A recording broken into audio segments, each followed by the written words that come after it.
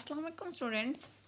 हमारे पास GC main campus का paper है 5th सेमेस्टर वालों के लिए। BS 5th semester complex analysis 1 का पेपर है हमारे पास जीसी मेन कैंपस का। ठीक है, तो आज हम जीसी मेन कैंपस के पेपर को सॉल्व करेंगे और इसका कंप्लीट सॉल्यूशन आपको मिलेगा। कंप्लीट पेपर भी आपको at the end complete paper भी दिखा दूंगी और स्टार्ट में भी कंप्लीट पेपर एक बार आपको दिखाया जाएगा। ठीक है, इसके अलावा लास्ट पे वीडियो के लास्ट में मैं आपको बताऊंगी कि इस पेपर का सलूशन है कौन सी बुक से आपको मिल सकता है। ठीक है, तो मैं आपको बताऊंगी कि आपको कौन सी बुक जो इन दिनों पढ़नी चाहिए जो कि एप्लीकेटेड कॉलेजेस के स्टूडेंट्स हैं उनके लिए फ़ायदेमंद होगी। ठीक है, तो वीडियो स्टार्ट करने से पहले एक चीज़ आपको ज़रूर बताऊंगी कि प्लीज़ मेरे चैनल को लाइक करें, सब्सक्राइब करें और शेयर करें वीडियोस को, ताकि हर स्टूडेंट को जीसी मेन कैंपस का ये पेपर इस पेपर का सलूशन मिल सके। ओके, 5th सेमेस्टर के स्टूडेंट्स को। ओके,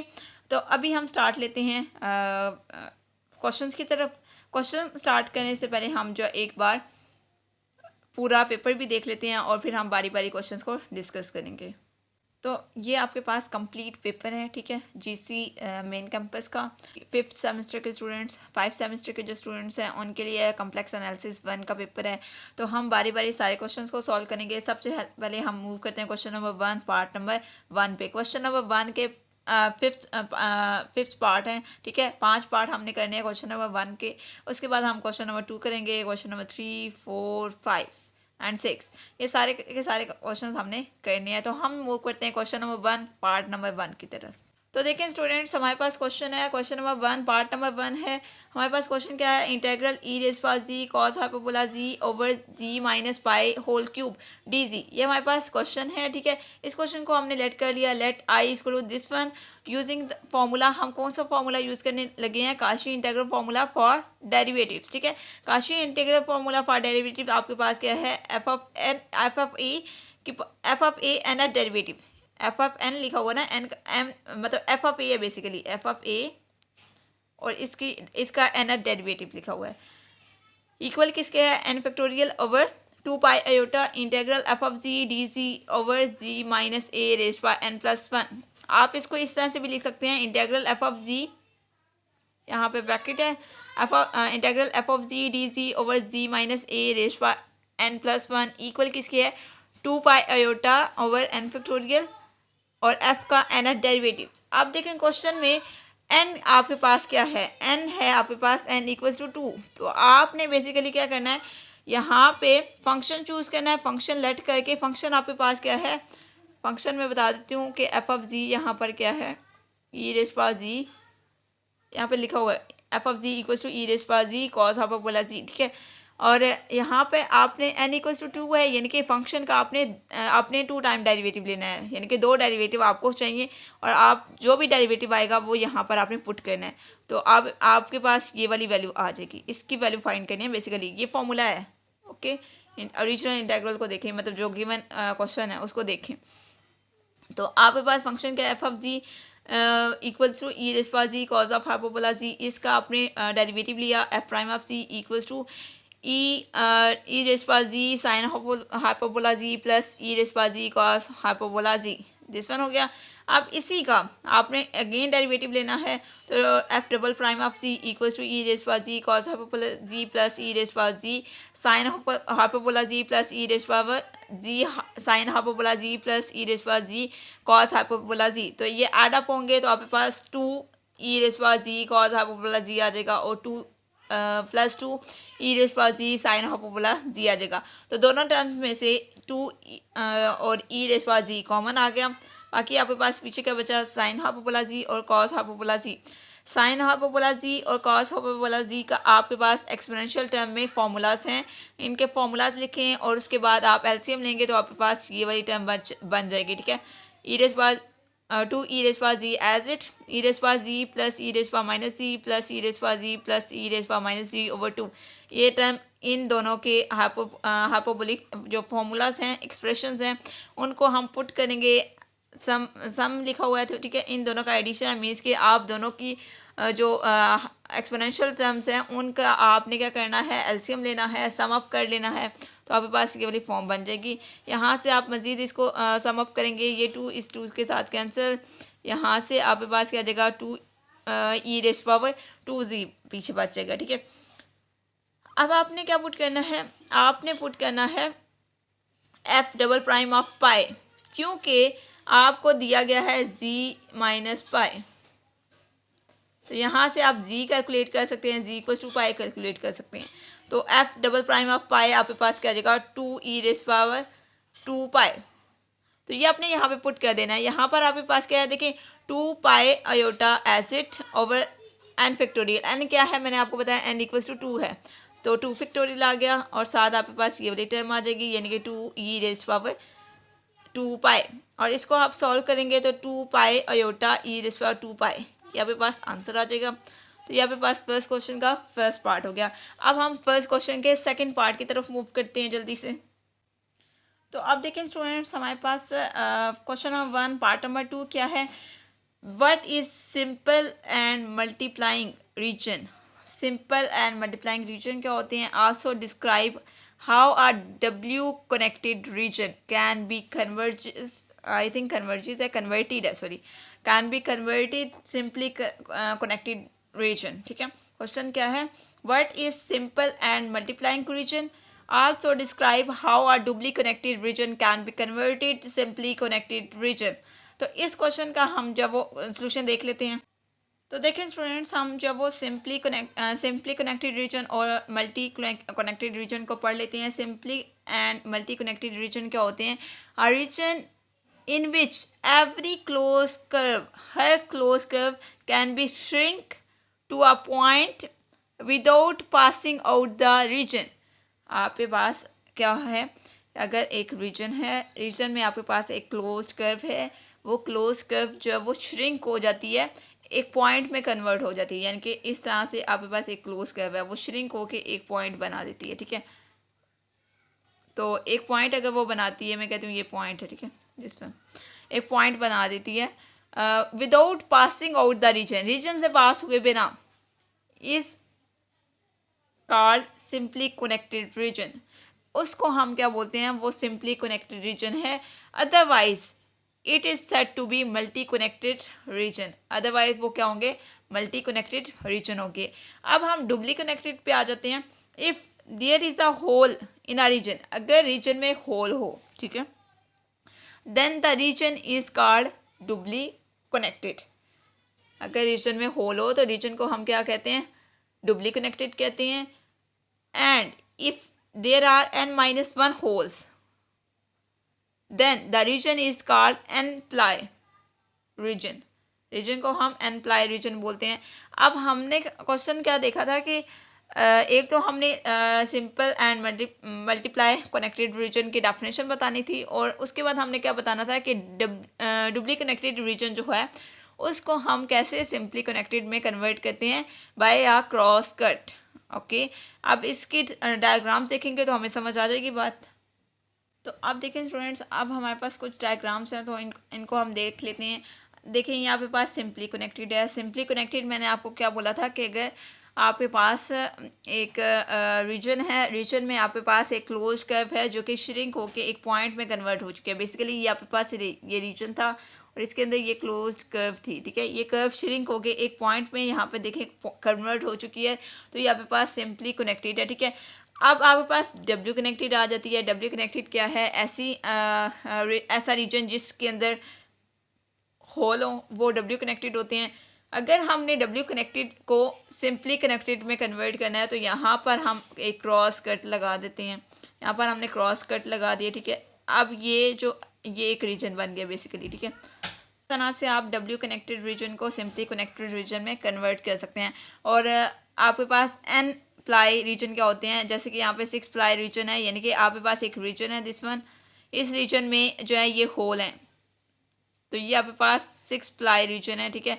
ये क्योंकि 5 होल अंदर हैं और एक ये वाला रीजन है, तो ये 6 प्लाई रीजन है। तो ये इसी तरह से आपके पास n प्लाई रीजन्स आते हैं। खैर ये हमारे पास टॉपिक, ये हमारे पास क्वेश्चन में इंक्लूड नहीं था। क्वेश्चन में इंक्लूड क्या था कि डब्ल्यू कनेक्टेड रीजन को हम सिंपली कनेक्टेड में कैसे कन्वर्ट करते हैं, बाया क्रॉस कट। हमने क्रॉस कट लगाया, अब ये जो रीजन बना है, ये जो ऑरेंज कलर की मैं लाइन ड्रॉ कर रही हूँ, ये वाला रीजन बन जाता है। ठीक है, इस तरह से ये रीजन बन जाता है, लाइक डेट। इस तरह से होता है। और ये यहाँ पर छोटा सा सर्कल है, ये वाला, मतलब अब ये वाला रीजन बन गया, ये अंदर वाला पोर्शन। तो ये अब सिंपली कनेक्टेड में कन्वर्ट हो चुका है, डब्ल्यू कनेक्टेड से सिंपली कनेक्टेड में कन्वर्ट हो चुका है। अब हम नेक्स्ट क्वेश्चन की तरफ मूव करते हैं। तो अब हम students question number 1 part number 3 करेंगे। क्वेश्चन नंबर 1 पार्ट नंबर 3 क्या है, प्रूव डैट इंटेग्रल है हमारे पास अयोटा से 3 प्लस अयोटा। इंटेग्रल की लोअर लिमिट क्या है अयोटा, अपर लिमिट क्या है 3 plus iota 1/z² less than r equals to 3। ठीक है, ये क्वेश्चन 3 के साथ है, तो मैं आपको 2 के साथ करवाऊंगी, यानी कि आपके पास सेम सिमिलर क्वेश्चन होगा अयोटा से 2 plus aorta. I don't know यहाँ पे अब अयोटा है या 1 है, बिकॉज ऑफ मेरे पास जब वो एज सच कोई क्लियर पिक नहीं है, तो आई थिंक अयोटा है। तो अयोटा के साथ हम इसको लेके सॉल्व करेंगे। ठीक है, तो मैं क्वेश्चन सॉल्व करवाऊंगी इस ये वाला इंटेग्रल 1 इंटेग्रल है lower limit iota, upper limit क्या है 2 plus iota 1/z² less than r equals to 2 आएगा, जहाँ ये वाला क्वेश्चन मैं आपको करवाऊंगी। ठीक है, अब क्वेश्चन आपके पास क्या है, क्वेश्चन जो क्वेश्चन पेपर में है वो 3 के साथ है। तो जहाँ जहाँ पे मैं 2 के साथ आपको करवाऊंगी, जहाँ जहाँ पे 2 होगा वहाँ पर आप 3 खुद लिखेंगे, 3 लिखते जाएंगे, तो आपके पास ऑटोमेटिकली ये वाला क्वेश्चन सॉल्व हो जाएगा।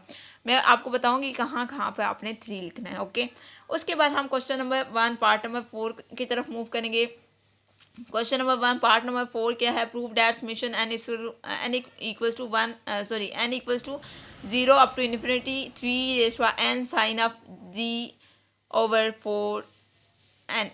कन्वर्जेस। ये क्वेश्चन है हमारे पास, तो इस क्वेश्चन की तरफ फिर हम इसके बाद मूव करेंगे, यानी कि अब हम क्वेश्चन नंबर 1 पार्ट नंबर 3 करने लगे हैं। तो आप देखें स्टूडेंट्स, हमारे पास क्वेश्चन है प्रूव करना है हमने इंटेग्रल अयोटा से 2 plus iota 1/z² dz less than equals to 2 आना चाहिए। ठीक है, तो इस क्वेश्चन में हमने क्या करना है, सबसे पहले डायग्राम ड्रॉ कर लेनी है। हमारे पास जो ओरिजिनल क्वेश्चन है वो 3 के साथ है। ठीक है, अपर लिमिट क्या है 3 प्लस अयोटा है, तो यहाँ पर आपके पास जो बी पॉइंट है वो 2 1 है, तो आपने इसको चेंज कर लेना है 3 1 में। ओके, जब आप इस क्वेश्चन को अपर लिमिट 3 प्लस अयोटा के साथ करेंगे, क्योंकि ओरिजिनल जो क्वेश्चन में पेपर है वो 3 प्लस अयोटा के साथ है। Got it.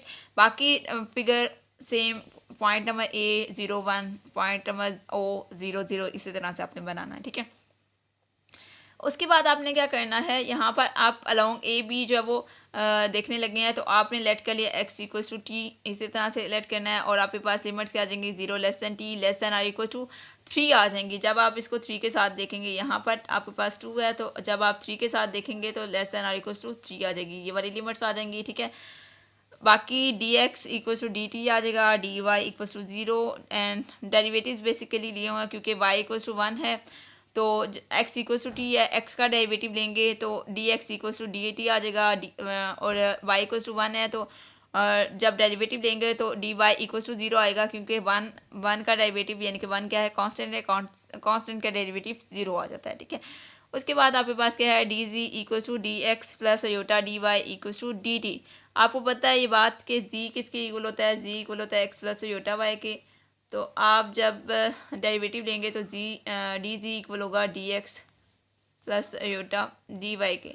अब डी वाई जो है वो 0 हो गया है, तो बेसिकली यहाँ पे डी एक्स रहता है, तो डी एक्स किसके इक्वल है, डी एक्स इक्वल है डी टी के, तो डी एक्स की जगह हमने डी टी पुट कर दिया, तो हम कह सकते हैं d t equal to d z. Okay, उसके बाद हमने लेंथ फाइंड करनी है एल। तो एल कैलकुलेट करने के लिए आपने क्या करना है, लेंथ कैलकुलेट करने के लिए आप डिस्टेंस फार्मूला लगाते हैं। तो डिस्टेंस फार्मूला मैं आपको बोल देती हूँ एक बार, square root of x2 minus x1 whole square plus y2 minus y1 whole square होता है। ठीक है, तो यहाँ पर डिस्टेंस फार्मूला आप लगा रहे हैं किन पॉइंट्स के दरमियान, 0 1 एंड 2 1, इन दोनों के दरमियान लगा रहे हैं। तो आपने 0 1 और 2 1 पॉइंट्स के दरमियान डिस्टेंस कैलकुलेट करना है यहाँ पर, तो आपके पास 2 आ जाएगा। लेकिन जब आप 3 के साथ सॉल्व करेंगे तो 0 1 और 0 1 और 3 1 के दरमियान डिस्टेंस कैलकुलेट करेंगे तो आपके पास डिस्टेंस 3 आ जाएगा यहाँ पर, ठीक है, 2 के बजाय। और आपने लेंथ के लिए फार्मूला कैलकुलेट कर फार्मूला लगाना है इंटीग्रल 0 से 2। 0 से जब आप 3 के साथ सॉल्व करेंगे तो 0 से 3 लगा देंगे, बाकी dx/dt whole square plus dy/dt whole square ये ऐसे रहेगा जैसे जो है लिमिट में चेंज आ जाएगा, ठीक है। तो लिमिट आपने 2 की जगह 3 लगा देनी है, ओके। तो आप जब इसके लेंथ कैलकुलेट करेंगे तो आपके पास यहाँ पे 2 आई है, क्योंकि आपने लिमिट में लिमिट जो आपने अप्लाई किया 0 से 2 की है। जब आप लिमिट 0 से 3 करेंगे तो आपके पास 3 आएगा, ओके। तो यहाँ पे देखें आपके पास एफ ऑफ जी किसके इक्वल था, एफ ऑफ जी फंक्शन आपके पास था 1/g², ठीक है। तो g² यहाँ पर क्या होता है, ये यहाँ पर कोई चेंजिंग आपने नहीं करनी, आपके पास g इक्वल होता है x प्लस अयोटा y। तो आपने इसका स्केल लेना है तो x plus iota y whole square ले लिया तो x² minus y plus 2 iota xy आ गया, ठीक है। तो अब आपने इसका मॉड ले लेना है, ओके। मॉड लेंगे तो मॉड लेने के बाद आपके पास क्या आ जाएगा, x² प्लस y² आ जाएगा, गॉट इट। आपको पता है कि y इक्वल्स टू 1 था, ठीक है।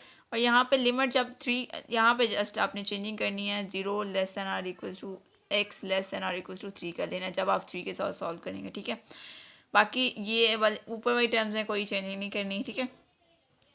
नेक्स्ट आपके पास क्या जगह 1/mod of g² equals to 1/mod of 1/g² whole mod equal किसके आएगा 1/x² प्लस y² और mod of f of ji equals to mod of 1/g² equal किसके आएगा, इक्वल किसके आ जाएगा 1/x² plus y², got it. Next आपके पास जो हमारे पास वेल नॉन थ्योरम्स है हम उनको यूज़ करने लगे हैं, ठीक है। तो मॉड ऑफ एफ ऑफ जी जो है वो less than equals to 1, this implies m जो है वो less than equals to 1, okay. तो यहाँ से बेसिकली क्या आ गया, ये जो m है, m की हमने बेसिकली वैल्यू फाइंड की है, m की वैल्यू हमारे पास क्या आ गई है 1 आ गई है, ठीक है। m की वैल्यू हमारे पास क्या आ गई है 1 आ गई है। अगर ये इनइक्वालिटीज़ कब होल्ड कर दिए, जब हम x इक्वल्स टू 0 पुट करेंगे, क्योंकि हमने प्रूव करना था कि हमारे पास जो है वो less than are equals to 2 आए।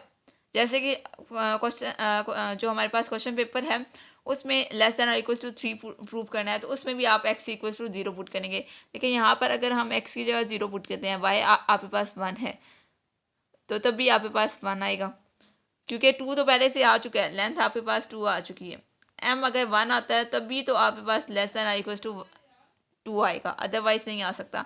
तो ये आपके पास क्या है, फिर x आपने 0 पुट करना है, और जब आप इसको 3 के साथ सॉल्व करेंगे तो आपके पास यहाँ पर आंसर 3 आ जाएगा, क्लियर।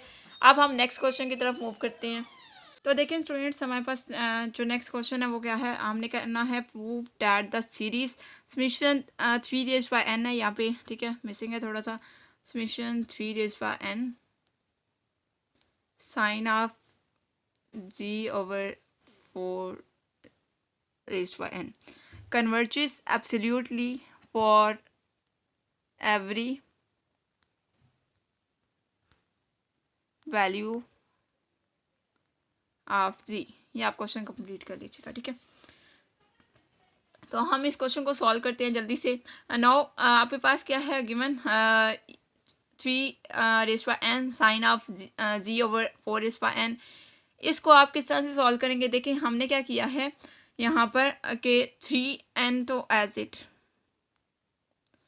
हमने 4n को मल्टीप्लाई की सॉरी डिवाइड किया इधर, और यहाँ पर मल्टीप्लाई भी कर दिया 4n को, और साथ आपके पास क्या है साइन ऑफ g/4n। क्या गया, यहाँ से हमने इस पार्ट को सेपरेट कर लिया है और इस पार्ट को सेपरेट कर लिया, और इस पार्ट को हम लिख सकते हैं 3/4 होल पावर n, क्योंकि दोनों की पावर n है, और ये हमने लिख दिया 3/4 होल पावर n, और साथ आपने लिख दिया है 4n साइन ऑफ g/4n, ठीक है। अब आपने लिमिट अप्लाई करनी है। लिमिट आपके पास क्या है, n approaches to infinity 3/4n, यहाँ पे पास एक कांस्टेंट टर्म है, 4n साइन ऑफ g/4n ये लिख दिया। नेक्स्ट हमारे पास क्या होगा 3/4n यहाँ पर एज इट, और limit n approaches to infinity, और साथ आपके पास क्या आएगा, यहाँ पर आपने क्या किया है, इस बात को मैं एक्सप्लेन करने लगी हूँ। तो देखिए आप, हमने क्या किया यहाँ पर sine of g/4 4 raise power n, yes it. अब यहाँ पर जो ये 4 रेज़ पावर n है, ये डिनोमिनेटर में अगर हम लेके जाते हैं तो ये 1/4 रेज़ पावर n हो जाएगा। ठीक है, इसको मैं अगेन लिख देती हूँ, 1/4 रेज़ पावर n यहाँ पर हमने लिख दिया। अब देखिए हमने ये जो z कहाँ से है, z को हमने क्या किया है, यहाँ पे डिवाइड भी कर दिया और यहाँ ऊपर हमने जो है मल्टीप्लाई भी कर दिया है। ठीक है, तो आपके पास क्या आ गया, देखें sin z/4 rays power n ये लिखा हुआ है, यहाँ पे मिसिंग है तो आप लिख लिए, multiply by z divide by z, ये इसको लिखेंगे आप तो z/4 रेज़ पावर n लिखा जाएगा। ठीक है, क्योंकि z मल्टीप्लाई होगा 1 के साथ तो 1/4 रेज़ पावर n बन जाएगा। ठीक है, यहाँ पर आप लिमिट अप्लाई करेंगे, आपको पता है यहाँ पर फॉर्मूला एक यूज़ हुआ है साइन थीटा ओवर थीटा, और लिमिट हमारे पास क्या हो, लिमिट अगर हो हमारे पास यहाँ पर n है तो n के अकॉर्डिंग हम देख लेते हैं। तो चलें ये मैं आपको फार्मूला लिखवा देती हूँ। ठीक है, limit n approaches to infinity sine theta over theta, यानी कि सेम टर्म्स हो, यहाँ पे थीटा नहीं है, बेसिकली z/4n है, ये हमारे पास ऊपर भी है साइन के साथ भी और नीचे भी है, तो ये इक्वल्स टू 1 होता है। ठीक है, ये आप फॉर्मूला पढ़ चुके हैं, तो हमने यहाँ पर 1 लिख दिया है और साथ आपके पास जी आएगा, तो आपके पास क्या आ गया 3/4 रेज़ पावर n और साथ आपके पास जी आ गया।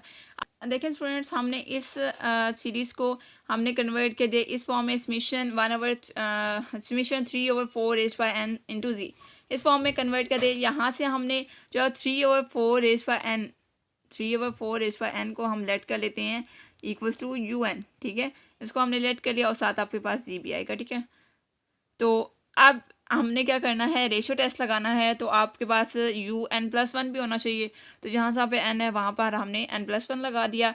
तो रेशियो टेस्ट लगाएंगे हम, तो रेशियो टेस्ट आपके पास क्या है, limit n approaches to infinity mod of n+1 over un+1 over un।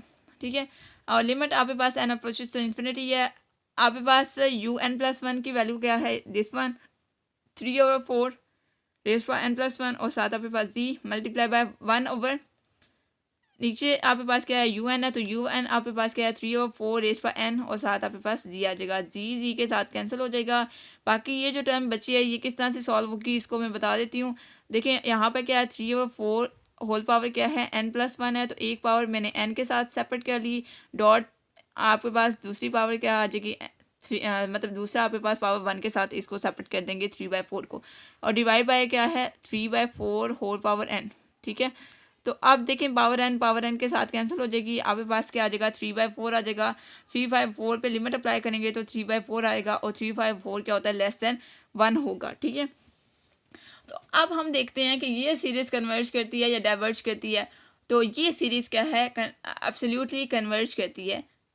तो आप इजीली देख सकते हैं, assumption un converges absolutely for every value of z, hence the given series converges absolutely for every value of z। आप देखें ये आपके पास series जो है वो एब्सोल्युटली कन्वर्ज करेगी। आपने बताना था कि ये सीरीज कन्वर्ज करती है, डाइवर्ज करती है, एब्सोल्युटली कन्वर्ज करती है, कंडीशनली कन्वर्ज करती है, मतलब किस तरह से, तो हमने बता दिया ये सीरीज क्या है, एब्सोल्युटली कन्वर्ज करती है। ठीक है, अब हम मूव करते हैं नेक्स्ट क्वेश्चन की तरफ। अब देखिए नेक्स्ट हमारे पास क्वेश्चन है, क्वेश्चन नंबर 1 पार्ट नंबर 5 है, determine domain of convergence of this question आपके पास क्या है, summation n approach n equals to 0 up to infinity iota z -1 over z plus iota whole power n। अब मुझे नहीं पता ये क्वेश्चन जो है वो बिल्कुल ठीक है या कोई मसला है इसमें, n approaches n equals to 0 up to infinity iota z -1 over 2 plus iota whole power n, इसके साथ मैं आपको ये क्वेश्चन करवाऊंगी। ठीक है, तो यहाँ पर z है और मैं आपको 2 के साथ करवाऊंगी। अगर आपने इस क्वेश्चन को z के साथ करना हुआ तो जहाँ जहाँ पे 2 होगा वहाँ पर आप z लिख दीजिएगा। ठीक है, उसके बाद हम मूव करेंगे क्वेश्चन नंबर 2 की तरफ। ठीक है, तो सबसे पहले हम क्वेश्चन नंबर 1 पार्ट नंबर 5 कर लेंगे। क्वेश्चन नंबर 2 आपके पास क्या है इसको भी देख लेते हैं। एवेल्यूएट करना है, इंटीग्रल आपके पास z minus z0 raise power n dz where c is the circle with centre आपके पास क्या है सर्कल का z0 और रेडियस क्या है r है। ये आपके पास सेकंड क्वेश्चन है। तो फिर हाल हम मूव करते हैं क्वेश्चन नंबर 1 पार्ट नंबर 5 की तरफ। आप question prove that the domain of convergence of the series आपके पास क्या है, summation iota z minus one raise by n over two plus iota. मैंने आपको पहले बताया जहाँ जहाँ पे टू होगा वहाँ पर आप जी लिख लीजिएगा। ये आपने खुद काम करना है। और हमने इस क्वेश्चन का आंसर ही बेसिकली क्या लाना है, mod of z plus iota less than और इक्वल टू 5। ये हमने प्रूव करना है, बेसिकली यही शो करवाना है, तो ये आना चाहिए। ठीक है, तो हम जब वो आपको क्वेश्चन में गिवन नहीं है ये बात, तो आपने क्वेश्चन को बस सॉल्व करते रहना है और जो आपके पास आंसर आएगा वही आएगा। ठीक है, लेकिन मैं आपको बता रही हूँ कि ये आंसर आता है जब हम टू के साथ सॉल्व करते हैं, जी के साथ आप लोग खुद सॉल्व करेंगे। ठीक है, तो क्वेश्चन का सोल्यूशन हम स्टार्ट लेते हैं। आपके पास गिवन सीरीज आपके पास क्या है, summation iota z minus one raise by n over two plus iota raise by n है। तो यहाँ पर आपने क्या करना है, देखिए अयोटा जी एट इट, और आपको पता है माइनस वन किसके इक्वल होता है, अयोटा स्केयर के, यानी कि iota square equal to minus one होता है। तो माइनस वन की जगह हमने क्या लिख दिया, अयोटा स्केयर लिख दिया, और यहाँ पे प्लस साइन हो जाएगा। ठीक है, whole power n over two plus iota raised by n as it. ठीक है, यहाँ से अब हमने अयोटा कॉमन ले लिया, इसलिए हमने अयोटा स्केयर लिखा था। अयोटा कॉमन लिया, अयोटा कॉमन लेके z plus iota whole power n over two plus iota whole power n आ गई। ठीक है, अब अगर यहाँ पर जी होता तो क्या होता, जी अगर है तो यहीं पे क्वेश्चन जो वाइंड अप हो जाता है, ये दोनों कैंसिल हो जाते, पीछे अयोटा बच जाता आपके पास। ठीक है, और आपके पास अयोटा जो है आपके पास आंसर आ जाता है। ठीक है, लेकिन अब मैं इसको टू के साथ सॉल्व करवा रही हूँ, तो टू के साथ सोल्यूशन आप इसका देख लें कि क्या आएगा, iota over two plus iota raise by n, और यहाँ पे आपके पास क्या आ जाएगा, two plus iota raise by n आ जाएगा। ठीक है,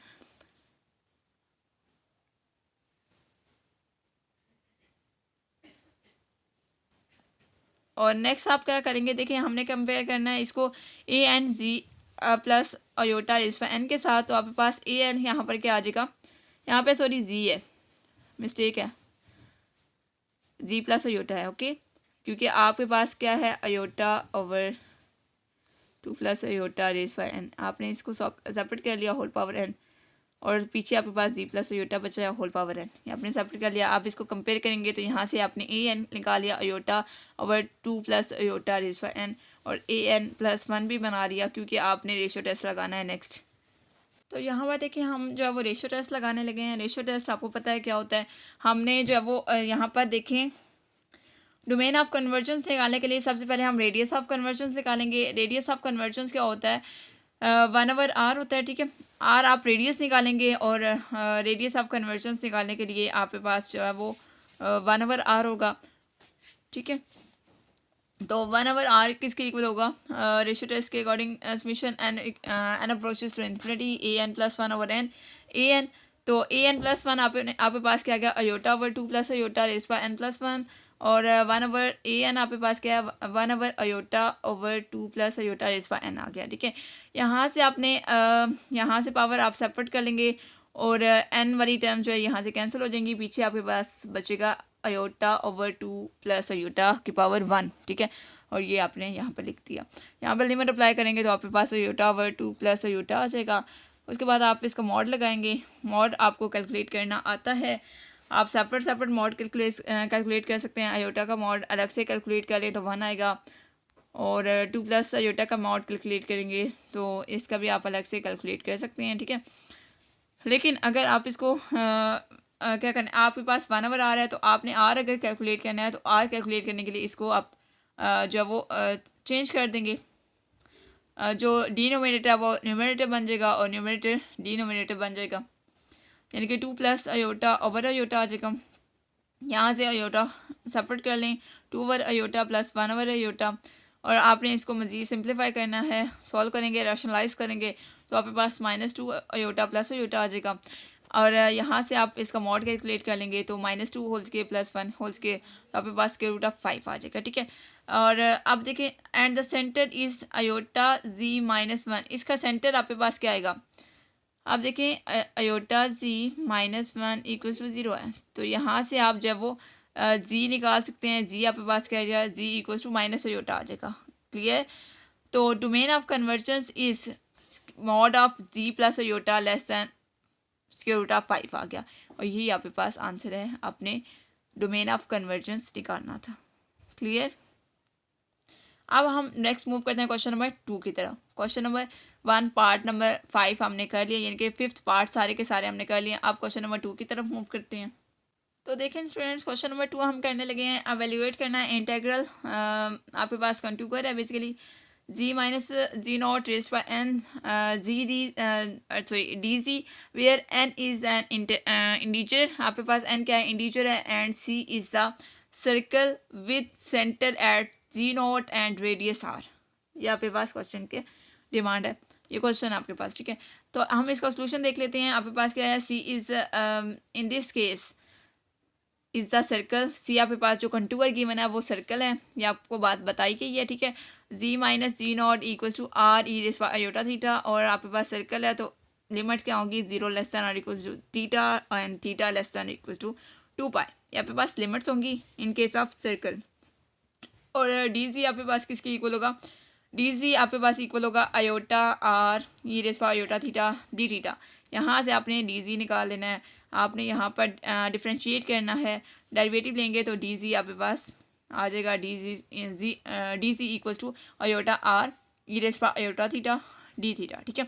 तो आप इसकी डायग्राम देख सकते हैं। डायग्राम में आपके पास एक क्लोज कंटूर है जो कि सर्कल है, सर्कल का रेडियस क्या है, आर है, और इसका सेंटर क्या है, जी नॉट है, ठीक है। तो mod of ji minus ji not equal किसके आ जाएगा, आर के आ जाएगा।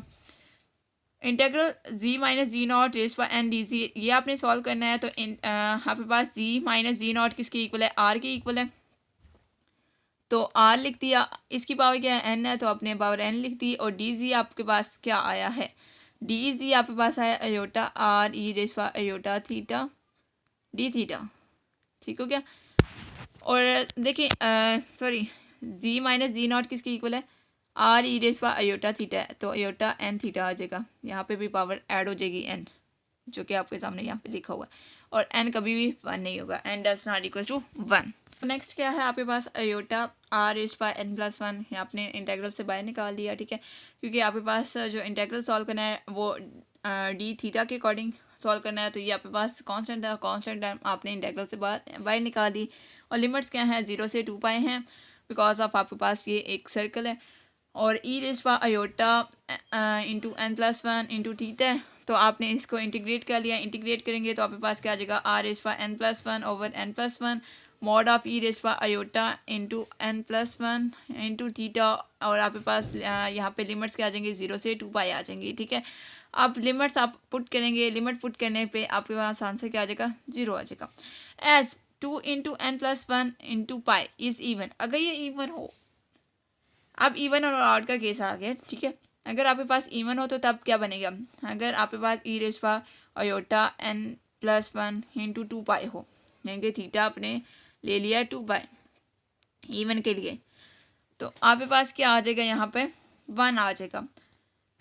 अगर आपके पास क्या एन इक्वल्स टू -1 हो, तब आपके पास क्या आ जाएगा, एन इक्वल्स टू -1 के केस में integral ji minus ji not raise by n d z, तो आपके पास अगर n -1 है तो आपके पास क्या आ जाएगा, इंटेग्रल 1 ओवर जी माइनस जी नॉट। ये जो जी माइनस जी नॉट है इसकी पावर नेगेटिव हो जाएगी ना, जी माइनस जी नॉट होल पावर -1 हो जाएगी, ये -1 पावर जाके नीचे 1 ओवर जी माइनस जी नॉट बना देगी।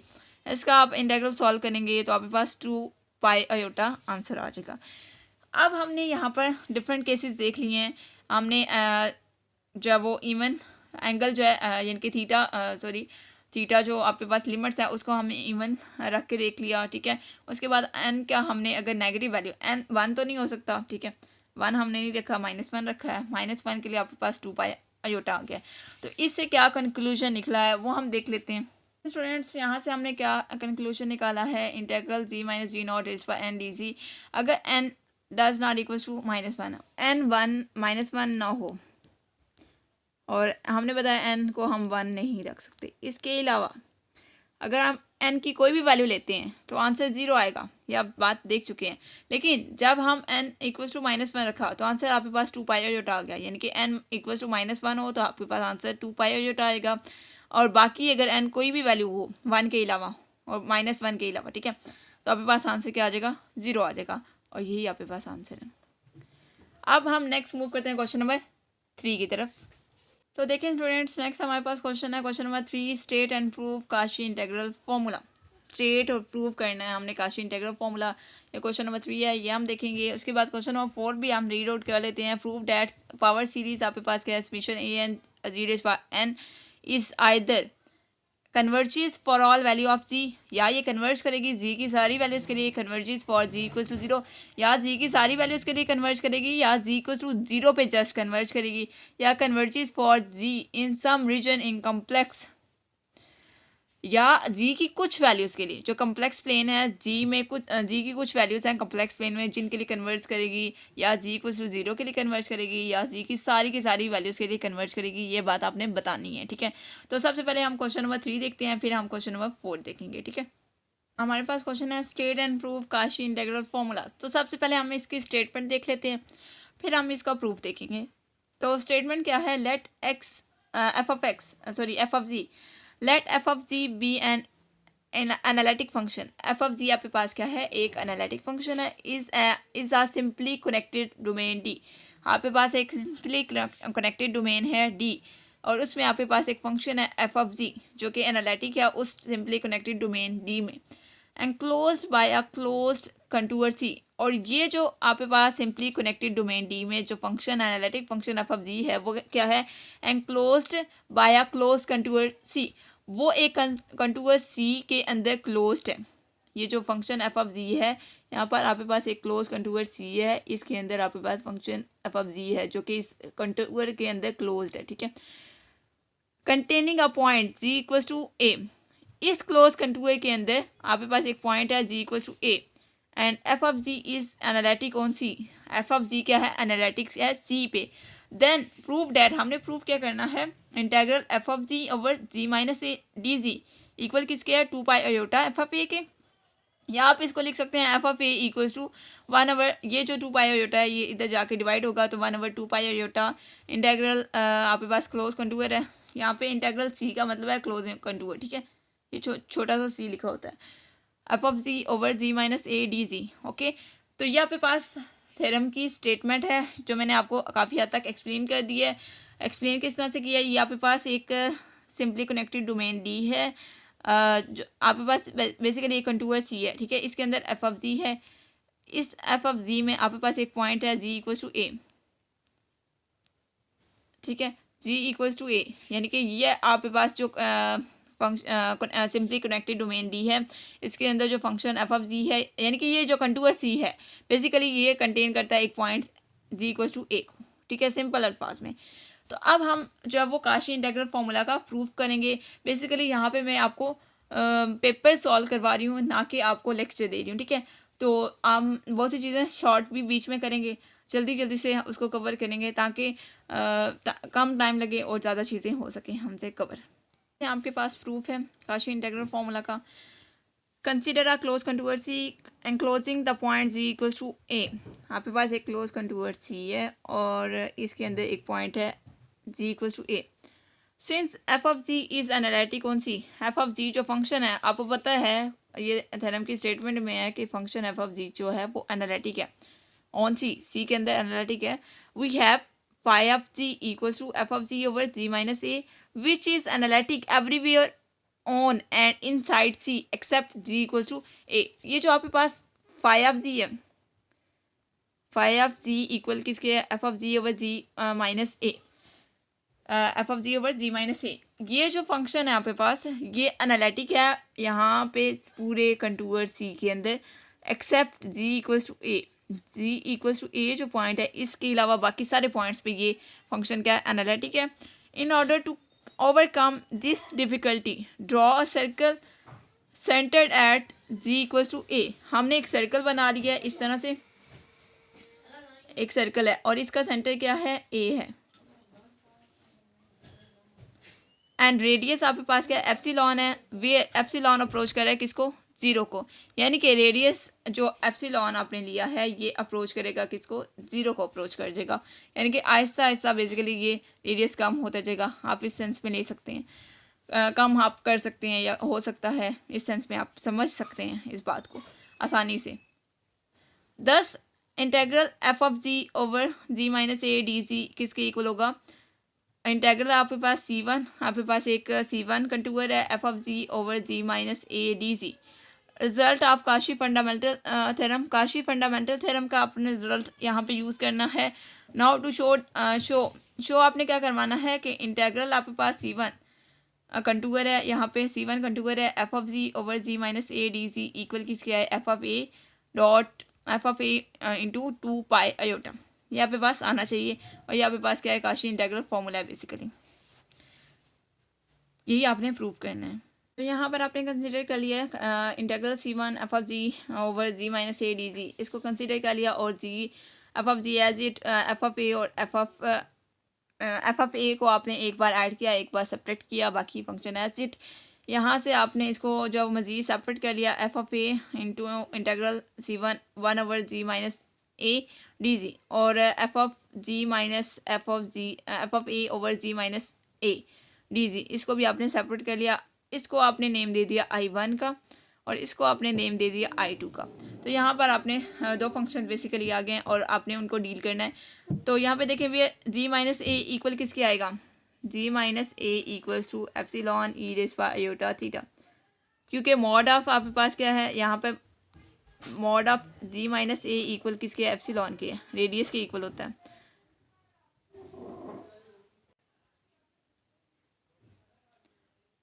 तो यहाँ पे देखें डी जी इक्वल किसके iota e raise power iota theta d theta, और आपके पास लिमिट्स क्या हैं 0 less than r equal to theta less than r equal to 2 पाई। तो यहाँ से आपने कंसीडर कर लिया I1 को आपने सॉल्व किया तो आपके पास 2 पाई आयोटा आ जाएगा। I2 को अब आप सॉल्व करेंगे तो I2 को हम सॉल्व कर लेते हैं, उसके बाद जो भी कंक्लूजन आएगा उसके बाद हम इसका आंसर फाइंड आउट, बेसिकली हम आंसर की तरफ जा रहे हैं, यानी कि इस थ्योरम के एंड की तरफ जा रहे हैं। और लेट कर लेते हैं I2 किसके इक्वल है, integral C1 f of ji minus f of a over ji minus a d z. Then आपके पास I2 का मॉड लेंगे, I2 का मॉड कैलकुलेट करेंगे तो ये फॉर्म आ जाएगी। यहाँ से आप mod of f of a minus f of ji minus f of a less than और इक्वल्स टू एप्सिलॉन होता है as f of g is continuous at g equals to a. यहाँ पे बेसिकली कंटिन्यूटी की definition लगी हुई है, ठीक है। और integral mod of D G equal किसके आता है 2 पाई एप्सिलॉन के, एप्सिलॉन यहाँ पे क्या है रेडियस है, और आपको पता है मॉड ऑफ जी माइनस ए किसके इक्वल है एप्सिलॉन के है, और कंटूर आपके पास C1 क्या है सर्कल है, एप्सिलॉन यहाँ पर क्या है बेसिकली रेडियस है are.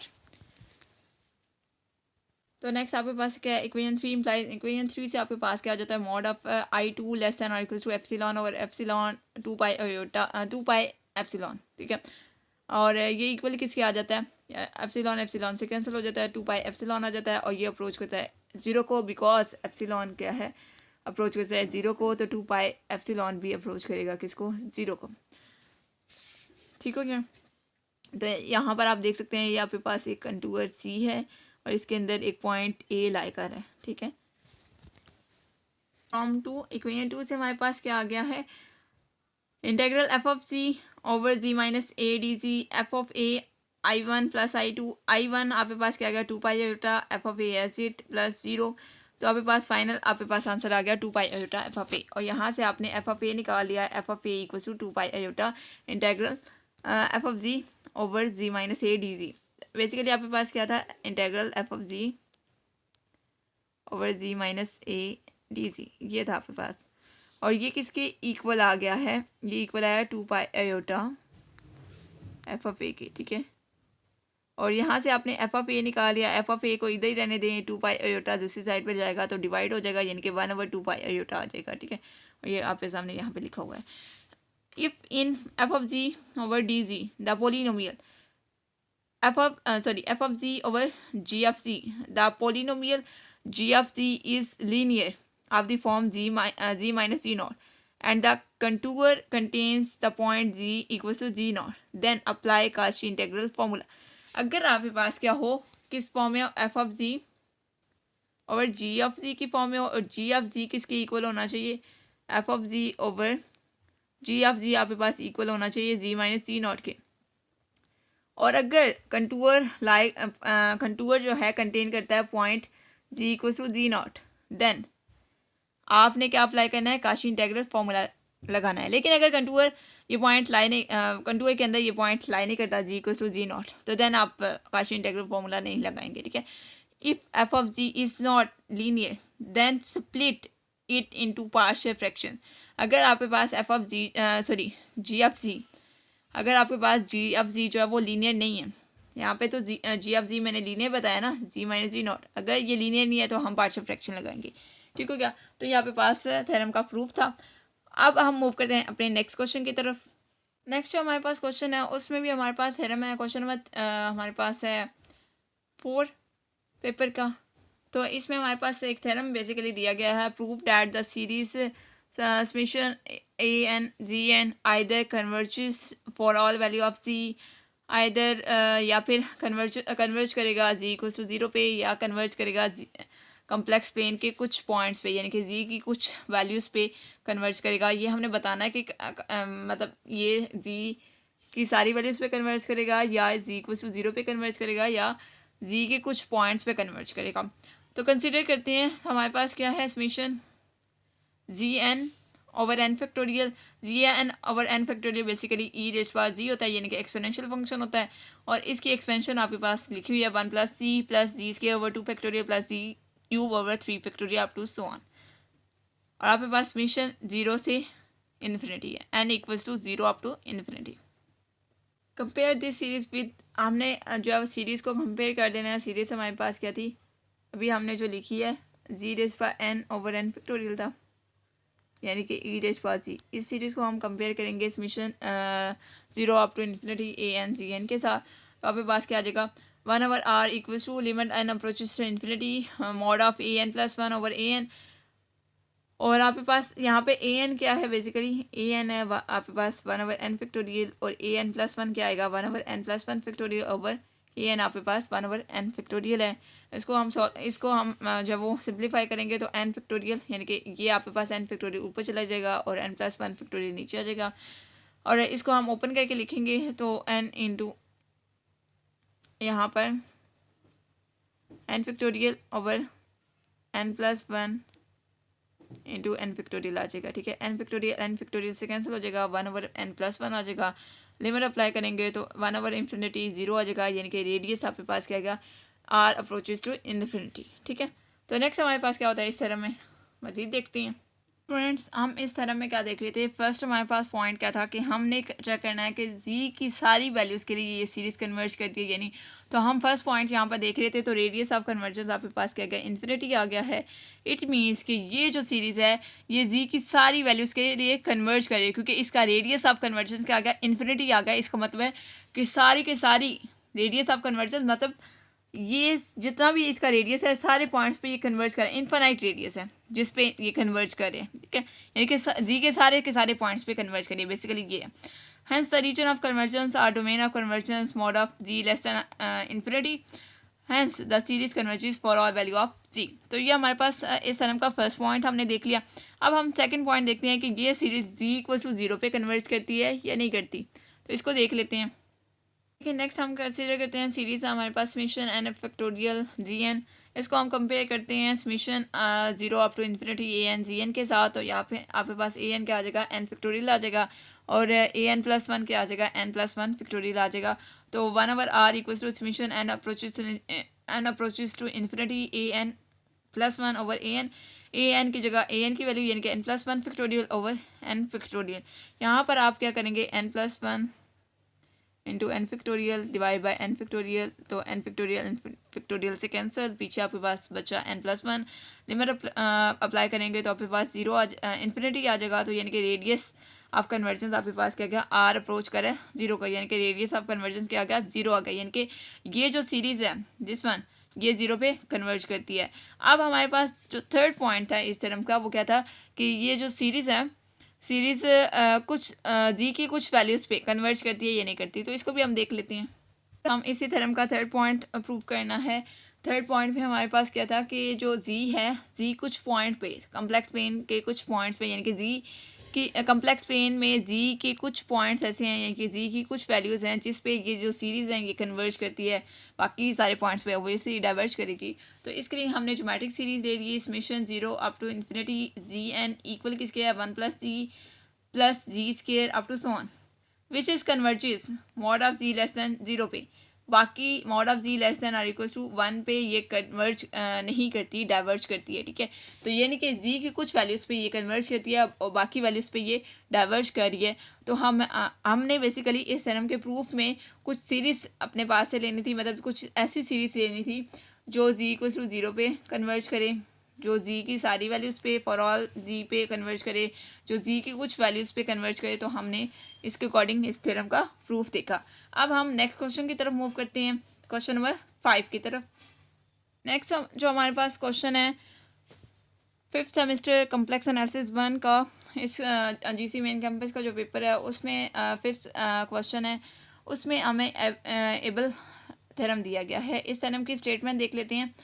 If the power series summation 0 up to infinity an into z minus z naught raised by n converges for any value of z prime of z where z prime does not equals to g naught, then it converges absolutely for all values of z। तो ये converge करती है जी की सारी values पे for which mod of ji minus ji nought less than mod of z prime minus ji nought, thus it one draws a circle about z nought with radius mod of z prime minus z naught, then the series converges at every point inside the circle। तो यहाँ पे पास इस theorem की statement होगी है और इसका हम प्रूफ देखेंगे। और आपको इसके प्रूफ के साथ साथ मैं आपको बताऊँ इस थ्योरम का सेकंड नेम क्या है, ये आपको बाद में बताऊँगी, ठीक है, अभी नहीं बताऊँगी, थ्योरम के लास्ट में बताऊँगी इस थ्योरम का सेकंड नेम क्या है। तो अभी हम इसके प्रूफ की तरफ देखते हैं।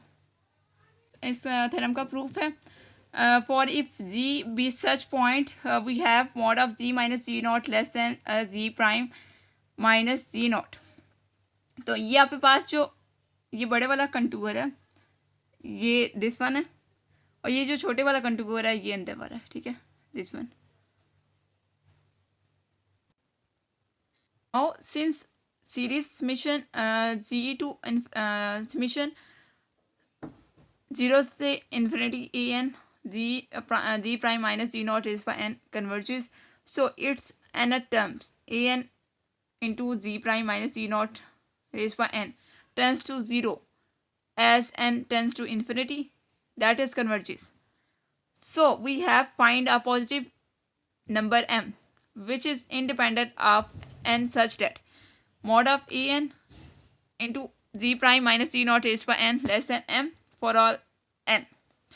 तो अब आपने इसको मॉड कैलकुलेट करना है। मॉड कैलकुलेट करने के लिए आपने क्या किया है, जी माइनस जी नॉट को मल्टीप्लाई किया है, जी माइनस जी नॉट तो पहले से था, g prime minus ji not raise by n को मल्टीप्लाई भी किया और डिवाइड भी किया और मॉड को सेपरेट कर दिया है। मॉड को सेपरेट करने से आपके पास क्या आ गया, इस पूरी वैल्यूज़ को आपने m का नेम दे दिया और बाकी आपके पास क्या है, mod of ji minus ji nought over ji minus ji not raise by n, ठीक हो क्या, यानी कि इस फॉर्म में आपने इसको लिख दिया है। बाय कंपैरिजन टेस्ट के अकॉर्डिंग आपके पास क्या आएगा, समेशन 0 से infinity m mod of ji minus ji nought over z prime minus ji not raise by n आ जाएगा। यहाँ पर आप इस सीरीज़ को ओपन कर देंगे इस फॉर्म में और यहाँ से और ये आपके पास कौन सी सीरीज़ बन गया है, ज्योमेट्रिक सीरीज़ बन गई है और इसकी कॉमन रिलेशन आपके पास क्या है, mod of ji minus ji nought over z prime minus ji nought, ठीक हो क्या। Note at mod of ji minus ji nought less than mod of z prime minus ji nought, ये आपने start में पढ़ा था और इसके अकॉर्डिंग आपके पास क्या बनेगा, mod of ji minus ji nought over z prime minus ji nought less than 1। इसको आपने बेसिकली इस टर्म को डिवाइड करेंगे तो ये लेस देन 1 आ जाएगा। Since on the right hand side we have geometric series, right hand side पे आपके पास ज्योमेट्रिक सीरीज बन गई है with common ratio less than 1 और इसकी कॉमन रेशियो क्या है, लेस देन 1 है, तो हैंड्स क्या आपके पास क्या बन गया, कन्वर्जेंस है, ठीक है, ये कन्वर्ज करिए। Therefore the given series is converging, अगर ये एब्सोल्यूट सीरीज कन्वर्ज करिए तो आपके पास जो ओरिजिनल सीरीज है वो एब्सोल्यूटली कन्वर्ज करती है for any point z which satisfy mod of g minus g naught less than mod of g prime minus g naught। और एबल थ्योरम का सेकंड नेम है m टेस्ट, यानी कि ये थ्योरम m टेस्ट के साथ भी क्वेश्चन में पेपर में आ सकता है, तो आपने इसको इस तरह से तैयार करना है। उसके अलावा एक इम्पोर्टेंट बात यहाँ पे बताऊँ कि जैसे कि कुछ बच्चे जो है वो कॉम्प्लेक्स एनालिसिस 1 का जो कोर्स है फिफ्थ सेमेस्टर वाले वो जिल की बुक से कर रहे हैं, लेकिन ये जो मेन कैंपस का पेपर है इस पेपर का completely solution, almost complete solution जो है वो LD बेग की बुक में पड़ा हुआ है। तो यानी कि जिल की बुक पढ़ने के साथ साथ, जिल की बुक्स पढ़ने के साथ साथ आप LD बेग की बुक भी पढ़ें, ठीक है। LD बेग की बुक भी पढ़ें, जो कि मैंने स्टार्टिंग में बोला था कि आपको बताऊंगी कि इस बुक के यानी कि इस पेपर के सोल्यूशन के लिए आपको कौन सी बुक पढ़नी चाहिए, और LD बेग की बुक आप पढ़ें, क्योंकि मेन कैंपस का जो पेपर है वो LD बेग की बुक से आया है। तो मे बी कि जो एप्लीकेटेड वाले बच्चे हैं, यानी कि प्राइवेट बच्चे जो हैं, उनका भी मे बी के पेपर LD बेग की बुक से आ जाए, मे बी कि दिल की बुक से आ जाए। तो आपको दोनों बुक्स पढ़नी चाहिए। अब हम अपने लास्ट क्वेश्चन की तरफ मूव करते हैं। स्टूडेंट्स, हम GC मेन कैंपस का पेपर कर रहे हैं, इसका सोल्यूशन देख रहे हैं, 5th सेमेस्टर कॉम्प्लेक्स एनालिसिस 1 का। तो इस पेपर का हमारे पास लास्ट क्वेश्चन है, तो इसको देख लेते हैं। Sine 5 theta over sine theta equal किसके आना चाहिए, 16 cos raised to power 4 theta minus 12 cos के थीटा प्लस 1 यहाँ पे पास आना चाहिए। तो ये हम इसको सॉल्व कर लेते हैं। Cos of 5 theta plus iota sine 5 theta equal किसके होता है, cos theta plus iota sine theta raise power 5 by de Moivre's theorem. तो डी मॉर्विस फार्मूला हम डी मॉर्विस थ्योरम हम ओपन करके लिख लेते हैं। तो आपके पास ये वही सारी टर्म आ जाएगी। इस टर्म को हम सिंप्लीफाई करेंगे तो cos raise power 5 theta plus 5 iota cos raise power 4 theta sine theta minus 5.4 over 2.1 cos raise power 3 sines के थीटा। और इस तरह से हमारे पास ये सारी टर्म्स भी इन टर्म से सॉल्व करने से आ जाएंगी, ठीक है। क्योंकि जैसे कि मैंने आपको बताया कि यहाँ पर हम जो है वो लेक्चर नहीं ले रहे, लेक्चर में नहीं दे रही, बल्कि आपको पेपर का सोल्यूशन बता रही हूँ। तो बहुत ज़्यादा डेप्थ में मैं नहीं जाऊँगी, ठीक है, क्योंकि हम ऑलरेडी बहुत डीप स्टडी कर चुके हैं इस पेपर के सोल्यूशन को। हम इसी को मज़ीद सॉल्व करेंगे तो आपके पास cos raise power 5 theta minus 10 cos cube theta sines के theta plus 5 cos theta sine raise power 4 theta. ये आपके पास रियल टर्म्स को आपने सेपरेट कर लिया और इमेजिनरी टर्म्स को आपने सेपरेट कर लिया, यानी कि plus iota into 5 cos raise power 4 theta sine theta minus 10 cos के theta sine cube theta plus 5 sine raise power 5 theta.